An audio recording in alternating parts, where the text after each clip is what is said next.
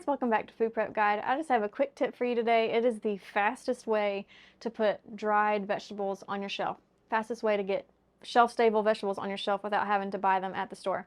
And that is doing frozen vegetables. The reason why is because a lot of vegetables need to be blanched before they're dehydrated to maintain that bright color, but also to help them rehydrate a little better.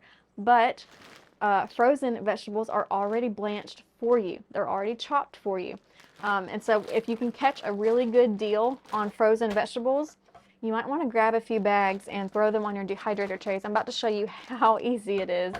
But I like to do frozen mixed vegetables because we use mixed vegetables in things like chicken pot pie, chicken and dumplings, different types of soups, different types of casseroles and stews and stuff like that. So that's what we like to get. So you literally just have to pour them out onto your trays. There is nothing special about dehydrating frozen vegetables, and that's why it's such an easy and fast way to get started with dehydrating. If you're brand new to dehydrating, I highly recommend starting with frozen vegetables. Of course, you don't have to do mixed. You can do carrots, green beans, peas, corn, just anything you like. But I just really like doing the mixed bags. The only thing to keep in mind is that you don't want to overcrowd it. If I was about to tilt the tray to show you, and that would have been bad. So I can't tilt the tray, but you just don't want to overcrowd it because you want as much airflow as possible in your dehydrator throughout the drying process. So don't like do a double layer and just kind of leave a good amount of space.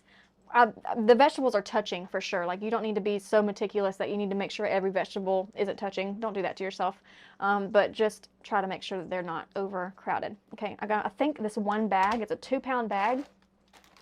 And I think it's just approximately 1 pound per tray, if I remember correctly. It's been a long time since I've done this because I put up a lot. I think I ended up with 12 pints of dehydrated frozen mixed vegetables last time they were on mega sale at the store. So I haven't had to dehydrate vegetables in almost a year.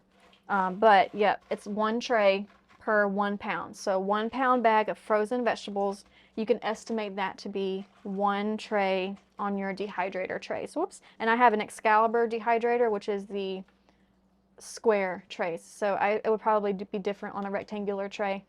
But just use that as a quick estimate of how long or how many bags you'll need per trays.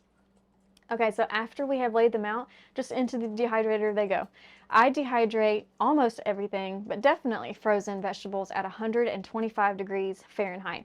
You can go a little bit higher, but you will have to keep an eye on it if you go higher.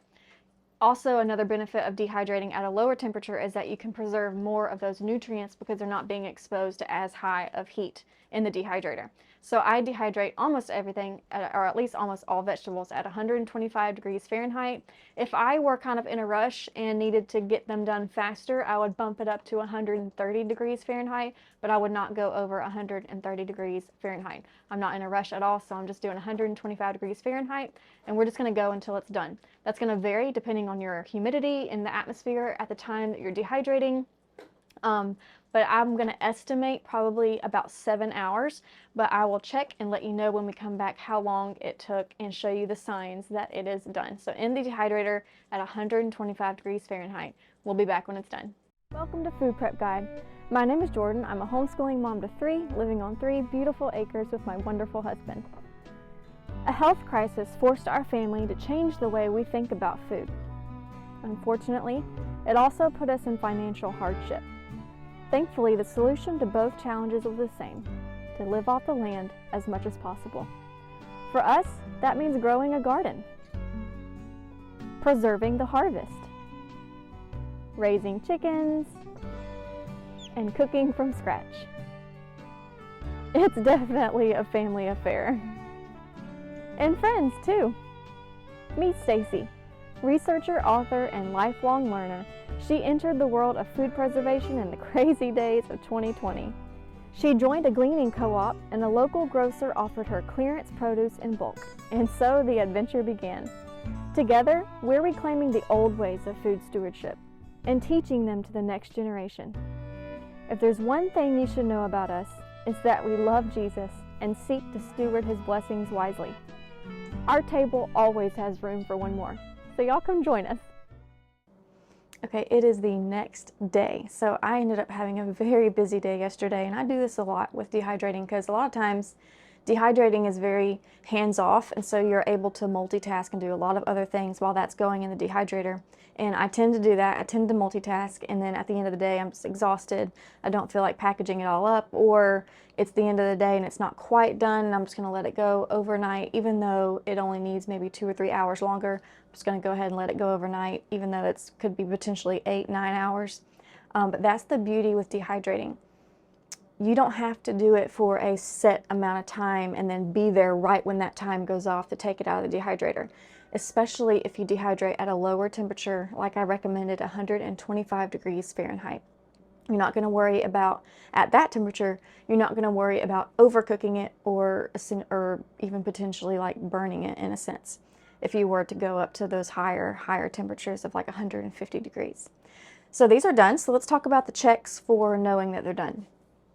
So for green beans, you should be able to snap them in half and hear that loud, high-pitched snap, look inside, squeeze it, not see any moisture whatsoever.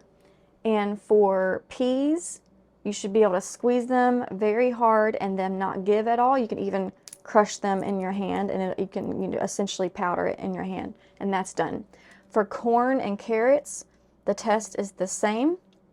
You typically can't snap little pieces of corn and carrots, it's just too hard, but you should be able to squeeze really hard and not feel any give whatsoever. You don't want any flexibility in those pieces at all. They should be pretty much rock hard, and those are done. So these ended up being in the dehydrator for about 11 hours. Of course, they were done earlier than that, sometime in the middle of the night, or even before I went to bed probably, but that's okay. You can keep them in the dehydrator overnight, no problem. So to package this up for storage, we're just going to transfer it over to a pint jar, and we're going to see how much 2 pounds of frozen vegetables, how much did that yield us.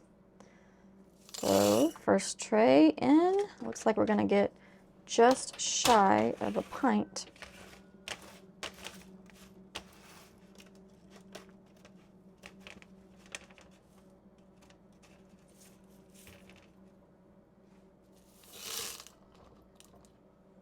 Okay, 2 pounds of dehydrated frozen vegetables is just shy of a pint.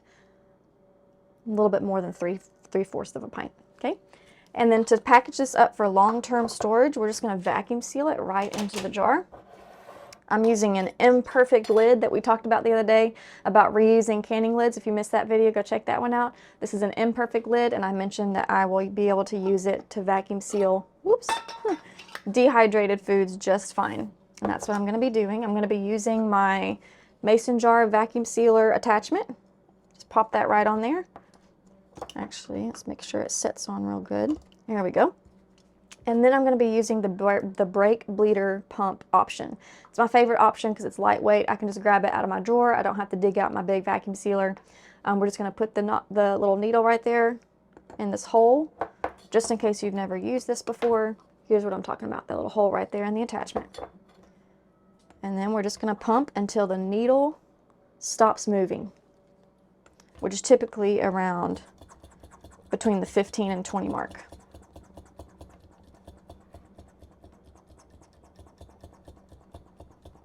Still moving. Okay, it's getting slower now. Okay, it's not moving. Not moving at all anymore.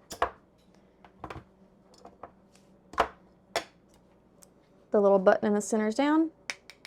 High pitch noise. Try to pull it off. Can't pull it off, so we have a good vacuum seal. This stuff will last for years. I mean, it probably won't last for years in my pantry because we rotate through stuff and we're always using these, but another tip is that when you're storing dehydrated foods, it's totally fine to store it with the ring on. In fact, you need to store it with the ring on because every now and then, I mean, it could be like 2 years down the road and you lose your vacuum seal. Unlike canned food, dehydrated food doesn't go bad immediately when the seal comes off. It doesn't go rancid at all. It's just going to eventually get stale. So you want your ring on to hold that lid down if you were to lose your vacuum seal. Okay, y'all, I hope that was helpful to you, and we will see you next time. Bye.